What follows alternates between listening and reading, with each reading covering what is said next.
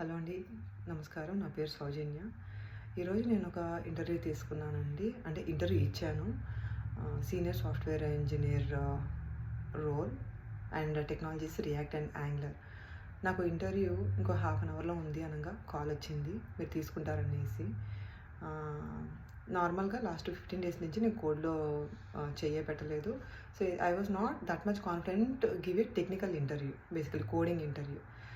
But ఏమనిపించిందంటే most of the chances ఏమవుతుందంటే once మనము రీషెడ్యూల్ చేయండి, లేదు అంటే తర్వాత పెట్టండి అని అంటే there are less chances of getting the interview slot అనమాట.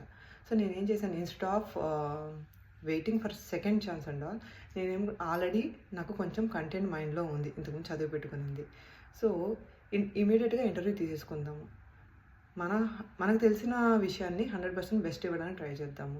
తర్వాత ఏం చేద్దాము అనేది తర్వాత చూద్దామనేసి వెంటనే ఇంటర్వ్యూ తీసేసుకున్నాను. ఇంటర్వ్యూలో ఏం జరిగింది అని అంటే ఆల్మోస్ట్ ఒక టూ క్వశ్చన్స్కి తప్పితే మిగతా అన్ని క్వశ్చన్స్కి కంటిన్యూస్గా ఎక్స్ప్లెయిన్ చేయగలిగాను అనమాట. కంటిన్యూస్గా ఆ టూ క్వశ్చన్స్ కూడా ఏంటంటే అసలు నాకు పరిచయమే లేని ఒక టాపిక్ గురించి వచ్చింది కాబట్టి అక్కడ నేను కొంచెము తెలీదు అన్నట్టే చెప్పేశాను. Remaining everything I was able to cover అనమాట.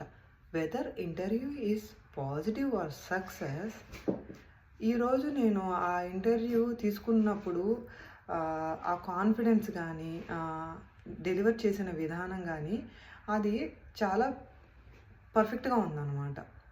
సో మేబీ ఇది సక్సెస్ అయినా కాకపోయినా ఖచ్చితంగా ఇది నెక్స్ట్ ఇంటర్వ్యూకి 100% కాన్ఫిడెన్స్ని ఇస్తుంది.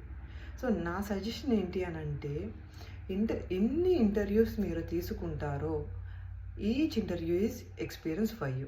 One experience.